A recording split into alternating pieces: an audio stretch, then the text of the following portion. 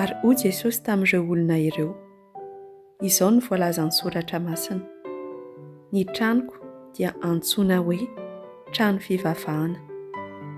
Nefa ety izy, ataonareo zo ifeheren'ny mpangalatra.